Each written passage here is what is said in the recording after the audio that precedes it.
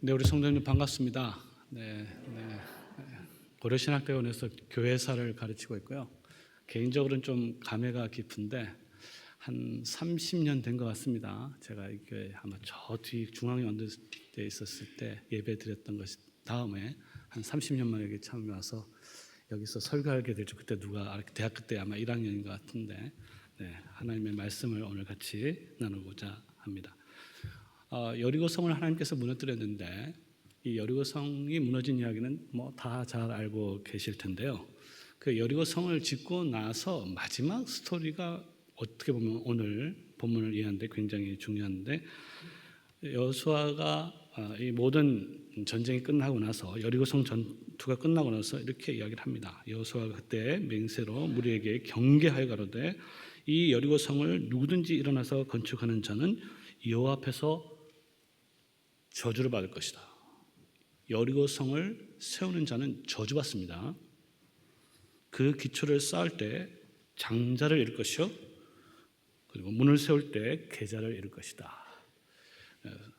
성을 세우려고 하는 자는 저주를 받고 그 저주의 아주 중요한 구체적인 결과는 뭐냐면 성의 기초를 쌓을 때, 기공식 할 때 첫째 아들을 하나님께서 치실 것이고, 계속 치시다가 이제 헌당식 할 때 그 마지막 계자 말째 아들을 하나님께서 치신다는 것이죠. 그래서 그 모든 가족 전체가 하나님의 저주의 대상이 되어서 이스라엘 백성 가운데서 영원히 끊치게 될 것인, 굉장히 이제 무시한 이런 본문을 읽으면 굉장히 두려움이 느껴지죠. 이런 말씀을 여호수아가 맹세로 예언을 했는데 하나님 말씀이 이루어졌느냐 했을 때 수백 년 뒤에 정확하게 아합 시대에 이루어진 것을 보게 됩니다. 그런데 이런 생각이 들죠. 여리고성을 세우는 게 뭐 그렇게 나쁜 일이냐? 뭐 사람을 죽인 것도 아니고 우상 숭배를 한 것도 아니고 오히려 더 사람들을 잘 살도록 또 오늘날 치면 신도시를 잘 지은 것인데 그게 무슨 큰 하나님 앞에서 죄가 되느냐? 아무리 생각해도 이해가 되지 않는 것이죠. 물론 하나님께서 금하셨기 때문에 하나님의 말씀을 어기면 무조건 다 벌받는다 이렇게 생각할 수도 있겠죠. 뭐 대표적인 것 중 하나가 선악과 하나 따먹은 거 아니겠습니까? 선악과 하나 따먹은 것 때문에 우리 모든 인류가 이렇게 고통을 받는 게 뭐 그렇게 나쁜 것인, 열매 하나 따먹은 것이. 그러나 죄라는 것은 그 행위 자체 밑에 있는 어떤 근본이 중요한 것인데, 하나님께서 왜 이 성을 쌓지 못하라고 하셨는지, 그리고 그것을 성을 쌓는 것은 어떤 의미가 있는지, 그리고 하나님께서는 그것을 통하여서 심판하심으로 어떤 메시지를 우리에게 주는지를 한번 생각해 보고자 합니다. 오늘 본문은 그 시대라는 말로 시작하고 있는데 그 시대는 이제 아합 왕의 시대였습니다. 이 아합 왕의 시대는 북이스라엘 역사 중에서 가장 패역한 배교의 시대다. 어파스타시라고 하는데 배교의 시대를 살고 있었습니다. 배교의 시대에 어떤 일이 벌어졌으며 그 배교의 시대에 성도들이 어떻게 살아가야 될지를 오늘 우리에게 가르쳐 주고 있는 겁니다. 한국 교회도 뭐 마찬가지라고 볼 수 있는데 한국 교회 전체가 은혜의 복음에서 이제 턴어라운드, 돌이켜져서 이제 점차적으로 배교의 시대를 가고 있는데, 이 배교의 시대 속에서 우리 성도들이 어떤 믿음의 태도를 가지고 가야 되는지를 오늘 본문이 가르쳐주고 있는 것입니다. 오늘 본문에 보면 이 배교의 시대에 몇 가지 특징들이 나타나는데, 하나는 여로보암의 죄를 가볍게 여기는 것입니다.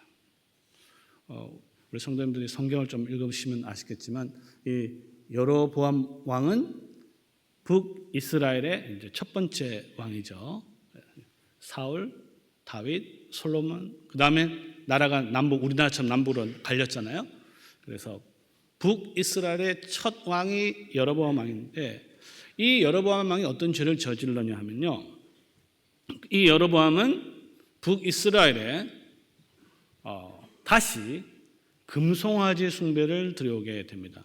우리 성도님들 잘 알겠지만 이 금송아지는 이스라엘 백성들이 애굽에서 섬겼던 신이거든요. 애굽에서 섬겨가지고 섬겼던 신인데 광야로 들어와서 모세가 시내산에 올라가서 하나님의 율법을 받았을 때 아론이 주도를 해서 금송아지를 만들어 놓고 이 금송아지가 너희를 애굽에서 구원하여낸 너의 하나님이다라고 소개를 했습니다. 그러니까 광야에 있던 이스라엘 백성들은 그것을 섬기면서 하나님을 섬긴다 생각을 했어요. 그들이 금송아지 앞에 절하면서 내가 금송아지에게 절한다 생각한 사람 아무도 없었습니다. 아론이 금송아지를 구원자, 애굽에서 구원하신 하나님이라고 설교를 했고 그 설교에 전부 다 무릎을 꿇고 그것을 하나님이라고 추정했는데 이 금송아지는 두 가지를 상징하는 것이죠. 금은 돈을 상징하는 것이고 송아지는 힘을 상징하는 것입니다. 이스라엘 백성들이 돈과 힘을, 권력을 하나님으로 생각해놓고 섬기기 시작한 것입니다. 그런데 이게 이제 사울, 다윗, 솔로몬 시대를 통해서 다 없어졌는데 이것을 다시 이스라엘 백성들에게 수입한 왕이 여로보암이 있고 이 여로보암이 단과 베델에 오늘 보니까 이 사건이 베델에서 일어난 사건이거든요. 그래서 단과 베델에 금송아지를 섬기기 위해서 금송아지 숭배가 북이스라엘을 지배했던 것이 여로보암 왕이었는데 이 여로보암의 죄도 가볍게 하겠다 이렇게 됐습니다. 이 금송아지 숭배는 이스라엘 백성들에게 죄악의 아주 큰 쓴뿌리라고 할 수 있습니다.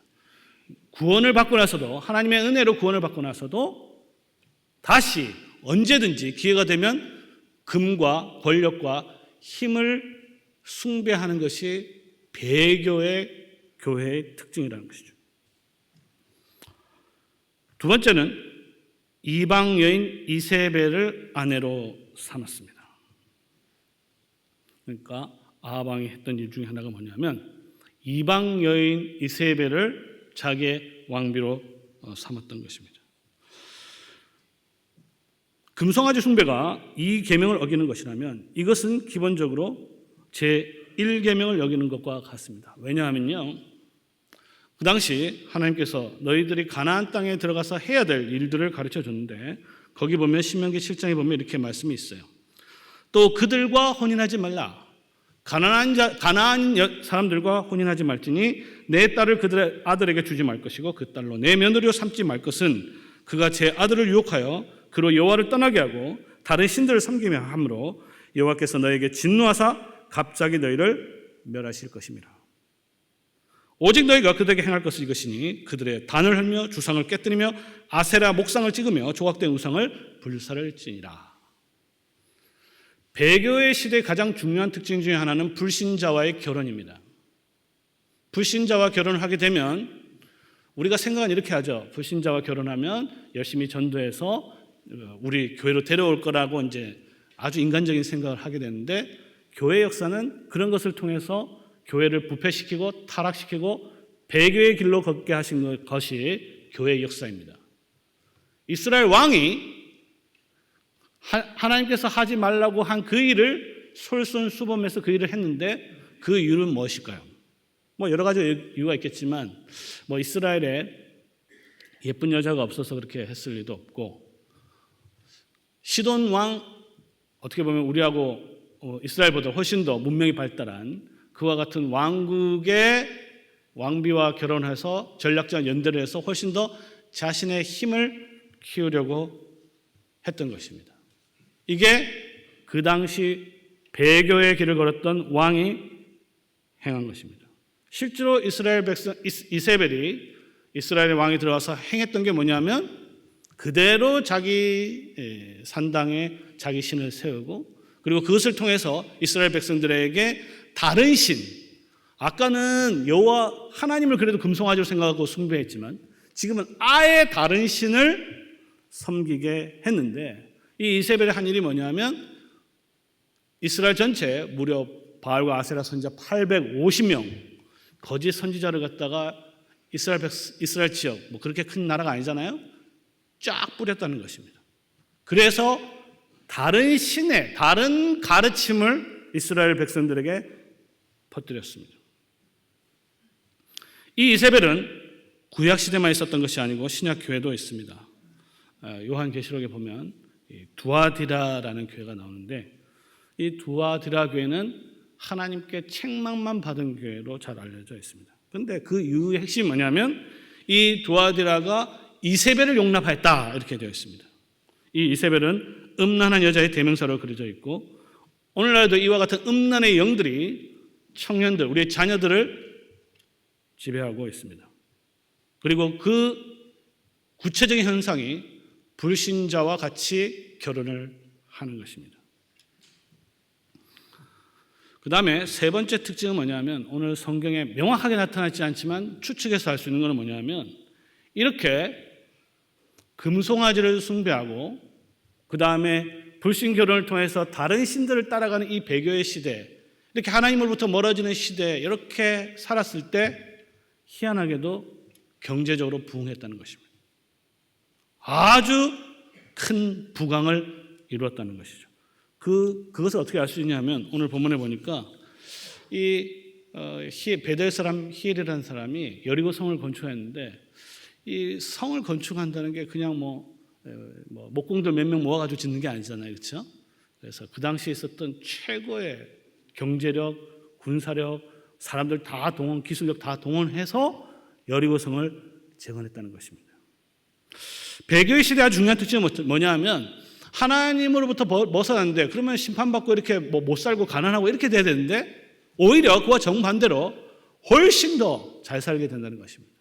훨씬 더 사람들도 많이 오고 성도들도 많이 늘어나고 돈도 헌금도 많이 오고, 그거 가지고 그럼 뭘 할 것이냐 했을 때 맨 마지막으로 나타났던 게 바로 이 여리고성을 세웠다는 것입니다.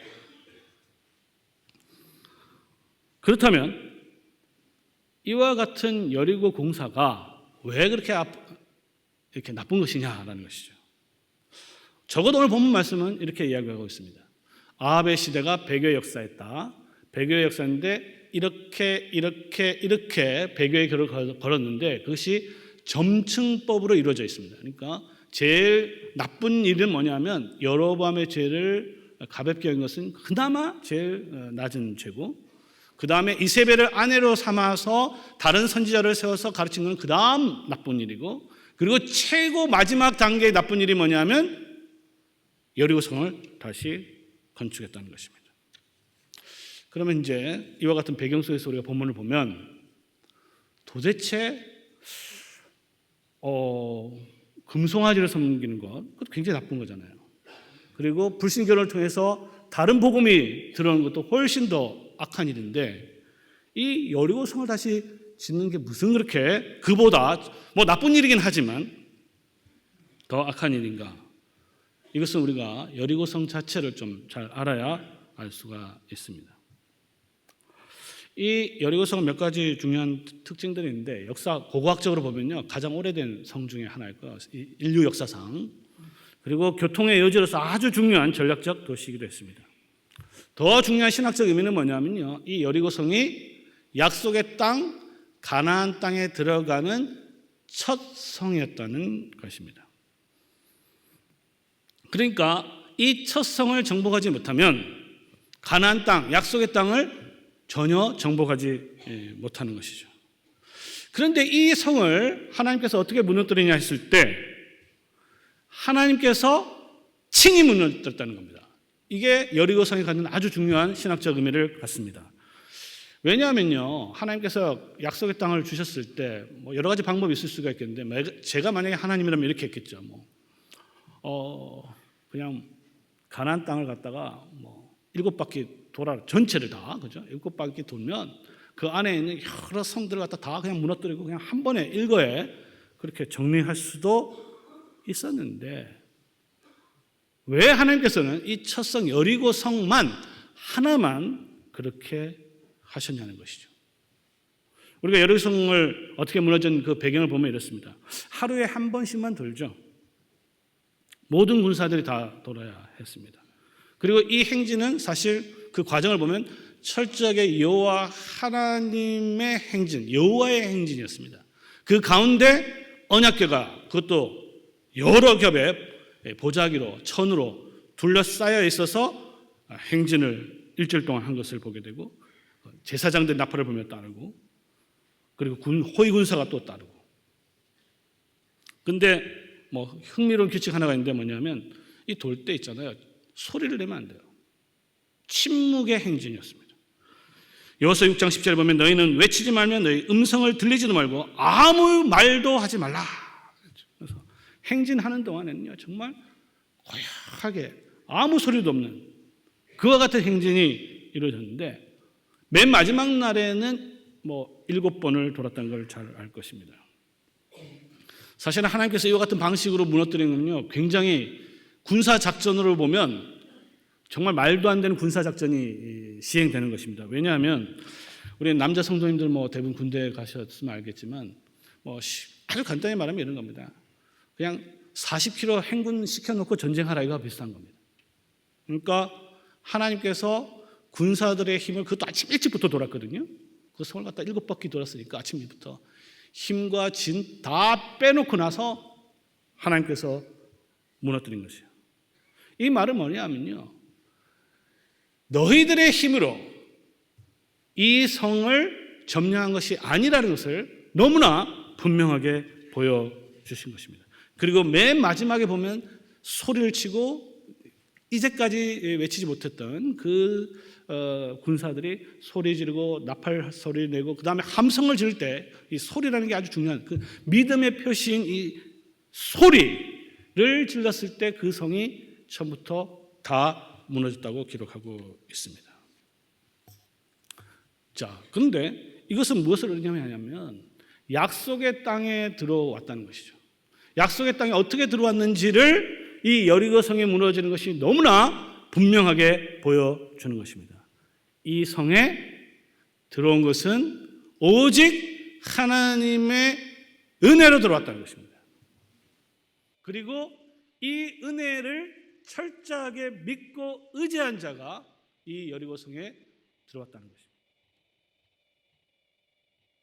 그렇기 때문에 우리 하나님께서는 이 은혜의 복음, 돌들로부터 소리를 지르는 이 은혜의 복음 설교가 그대로 남도록 하시는 거예요.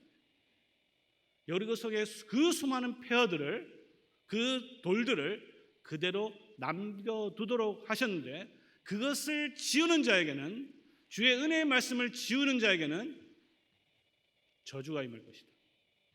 그렇게 여호수아를 통해서 맹세하여 이스라엘 백성들에게 가르치신 것입니다. 그렇기 때문에 그 이전에 아합 시대의 어떤 왕도 이 말씀 때문에 이 여리고 성을 다시 건축하지를 않았던 것이죠.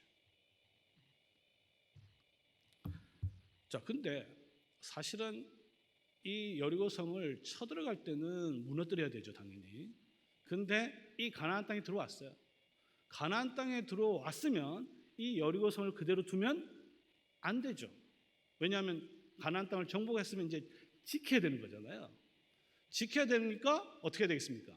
훨씬 더 어떻게 보면 남겨두지 말고 더 튼튼하고 더 강력한 성을 쌓아놔야 외부의 적들로부터 지킬 수 있는 거 아니겠습니까? 그렇죠?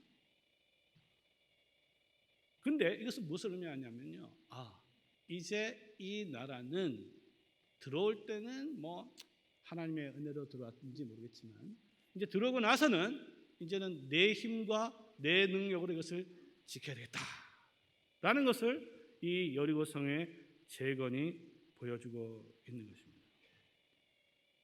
많은 신자들이 교회에 들어오고 믿음을 가지는 것을 하나님의 은혜라고 생각을 하고 있습니다. 여기 많은 성도들, 이 교회 어떻게 들어왔습니까? 뭐 어떤 분은 내가 선택을 해서 인터넷 검색하고 스스로 왔다, 뭐 이런 생각도 있겠지만, 뭐 그거는 교회당 안에 들어온 것이고, 실제로 이 교회 회원이 된 것은 하나님의 은혜의 복음을 듣고 여기 들어온 것입니다. 들어오고 나서 이렇게 하나님의 복을 누리는데, 이것을 어떻게 지킬 수 있냐 했을 때 두 가지 방식이 있겠죠. 내 힘과 내 능력을 한번 지켜보리라 라는 것이 있고, 들어오고 나서도 철저하게 주님 부르실 때까지 하나님의 은혜에 의존하면서 내가 살겠다라고 할 수도 있을 것입니다.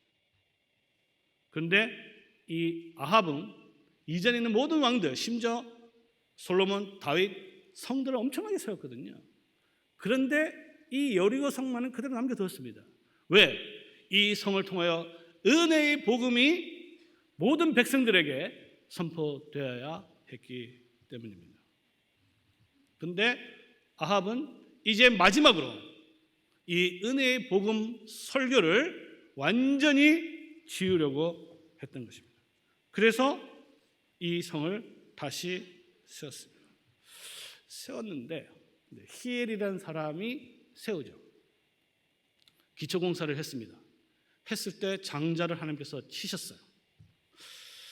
어떤 생각이 여러분 듭니까? 이야, 이거 하나님께서 하지 말라고 했는데 은혜의 복음을 절대로 지워서는 안 된다. 이것이야말로 하나님 나라가 존망이 여기에 달려 있는데 그게 아니라 이제 그게 뭐 필요하냐? 싹 지우고 이제 내 힘과 내 능력으로 지키리라 해서 했는데 하나님의 말씀대로 여호수아의 맹세대로 첫째 장자가 죽었어요. 그러면 대부분 이렇게 생각하죠. 야, 하나님 말씀이 이루어졌네. 그만둬야지. 이렇게 생각한 것이 아니고 계속 지워 나갔던 것입니다. 이게 그 당시 패역한 시대의 아합의 시대예요. 패역한 자들의 특징, 은혜의 복음을 대적하는 자들의 특징은 뭐냐면요, 하나님께서 심판하더라도 끝까지 그 은혜의 복음을 지우려고 하는 것입니다. 그 말씀을 지워서 자기의 왕국을 세우는 것이 이 패역한 배도의 시대의 특징이라는 것입니다. 그래서 계속 쌓아갈 때 아들이 두 명만 있었는지 모르겠지만 아들이 많았다고 생각이 됩니다. 그래서 계속 뭐 한 칸 한 칸 올라갈 때마다 하나님께서 계속 자녀들을 치셨어요. 끝까지 문을 세웠습니다. 준공식을 했어요. 헌당식을 했어요. 그랬을 때 하나님께서 마지막까지 치셨습니다. 야, 근데 자식들은 어떻게 보면 다 죽었는데 성은 건축이 된 거 아니겠습니까? 그렇죠? 그 결과 은혜의 복음이 이스라엘에서 사라지게 됐습니다. 더 이상 이 나라, 하나님 나라에 들어오는 것이 어떻게 들어오는지를 가르쳐주는 복음이 사라진 거예요. 그런데 겉으로 보기에는 그렇지만 결과는 인간이 그렇게 했음에도 불구하고 하나님의 말씀은 훨씬 더 굳건하게 된 것을 보게 됩니다. 즉 은혜의 복음은 이 아합을 통해서 지워졌을지는 모르겠지만 하나님께서는 그를 심판하면서 하나님 말씀에 기록하여서 훨씬 더 강력한 은혜의 복음을 들려주는 것이죠. 그건 뭐냐면 여리고성의 잔재는 하나님의 은혜의 복음만 선포하는 것이죠. 너희가 이 땅에 어떻게 들어왔다 라는 것만 선포하지만 하나님께서 기록한 이 말씀은 오늘날 우리에게 은혜의 복음으로 들어왔을 뿐만 아니라 이 은혜의 복음을 대적하고 이 은혜의 복음을 지르는 자들에게는 하나님께서 반드시 저주로 심판하실 것이라는 것을 말씀으로 우리에게 확증하는 것입니다. 그렇기 때문에 인간의 노력은 거대한 성을 세웠는지는 모르지만 하나님께서는 그 안에 있는 자들을 심판하심으로 하나님께서 말씀을, 은혜의 복음을 더욱더 굳건하게 하신 것입니다. 이 말씀은 오늘날 우리에게도 은혜의 복음을 붙드는 것, 그리고 이 은혜의 복음이 예배당 안에서, 강단 안에서, 예배 속에서 신실하고 순결하게 선포되는 것이 얼마나 중요한지를 보여주고 있습니다. 왜냐하면 사실 오늘날 아까 배도의 시대라고 얘기했는데 배도의 시대의 특징은 뭐냐면요, 복음은 복음인 것 같은데 약간 손보는 복음이 전파되는 거예요. 오늘날 대부분의 복음은 은혜의 복음을, 은혜만, 오직 은혜의 복음이 선포되는 것이 아니고요, 약간이 포장이 됩니다. 제가 보기에는 비전의 복음 이런 게 있거든요. 비전의 복음. 또 야망의 복음 이런 것이 있어요. 이런 것들이 오늘날 우리 자녀들을 다 유혹하고 있어요. 다 넘어가고 있습니다. 그러다 보니까 비전 따라 살고 야망에 따라가다 보니까 그 안에 있는 자녀들은 다 죽는 거예요. 겉으로 보기에는 의리하는 건물도 있고 뭐 프로그램도 있고 뭐 비전 뭐 트립 뭐 이런 것이 많이 있을지는 모르겠지만 그런 것들이 우리의 자녀들을 복음과 교회로부터 다 멀리 떠나게 하는 것입니다. 이제 말씀을 좀 정리하려고 합니다. 사랑하는 성도 여러분, 여러분들이 다 이 교회에 들어왔습니다. 어떻게 들어왔습니까? 오직 예수 그리스도에 대한 믿음, 은혜의 복음으로 이 자리에 있는 것입니다. 하나님의 전적인 은혜로 여기에 있는 것입니다. 우리에게는 오직 한 길만이 있습니다. 예수님만이 우리의 길이요 진리요 생명이라고 말씀하셨습니다. 자, 그런데 이렇게 은혜로 들어왔던 우리가 이제는 이 은혜를 어떻게 누리고 어떻게 지키고 우리의 자녀들을 어떻게 대대손손 주님 오실 때까지 신앙을 있게 할 것인가, 어떻게 지킬 것인가, 여기에 대해서 오늘 본문은 아주 중요한 말씀을 분명하게 가르쳐 주고 있습니다. 그것은 모든 교회는, 모든 참된 교회는, 모든 순결한 교회는 들어올 때도 하나님의 은혜로 들어왔지만 앞으로 지켜지는 것도 하나님의 은혜로만 지켜질 것이고, 이 하나님의 은혜는 강단에서 얼마나 하나님의 은혜만을 분명하게 선포하는지 여기에 달려있는 것입니다. 그러나 이 은혜의 복음을 대적하고 이 복음을 어떻게든지 지으려는 자들, 하나님의 진노를 격발하게 할 것입니다. 그리고 이 교회를 자기 힘이나 노력이나 어떤 자신의 능력으로 세우겠다는, 역시 하나님께서 동일하게 심판하실 것입니다. 하나님은 바벨탑을 무너뜨렸습니다. 하나님은 또한 소돔과 고모라도 멸하셨습니다. 그리고 여리고 성도 무너뜨렸습니다. 그리고 오늘날에는 하나님을 대적하고 은혜의 복음을 거부하는 모든 자들을 저주하시고 심판하실 것입니다. 반대로 이 은혜의 복음만을 붙들고 이 은혜의 복음만을 의지하는 자들에게는 주님 오실 때까지 굳건하게 지킬 것입니다. 오늘 우리는 배교의 시대인 아합의 시대를 살고 있습니다. 곳곳에서 강단에서 은혜의 복음을 교묘하게 지으려고 하고 있습니다.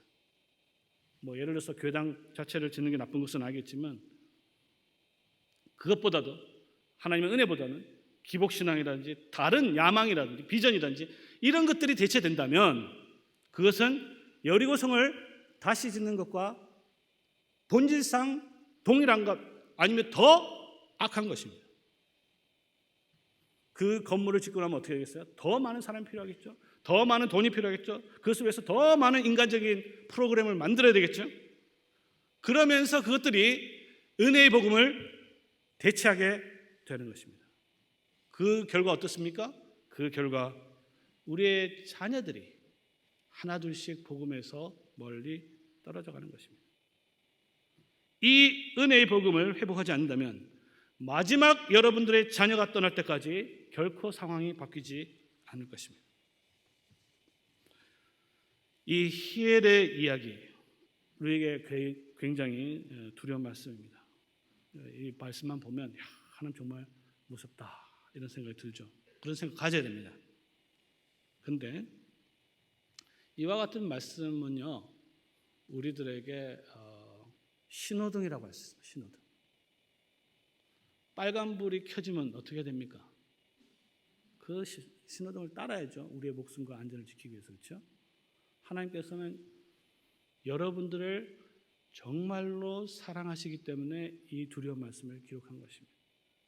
이것이 빨간 신호등이 되어서 이 말씀을 붙들고 이 말씀을 지킬 때 이것이 얼마나 중요한지를 하나님께서는 이 히엘의 사건을 통해서 우리에게 전달해 주는 것입니다. 이 모든 이야기가 우리로 하여금 악에 빠지지 않고 시험에 들지 않도록 하나님께서 우리를 은혜로 붙들어 주시기 때문입니다.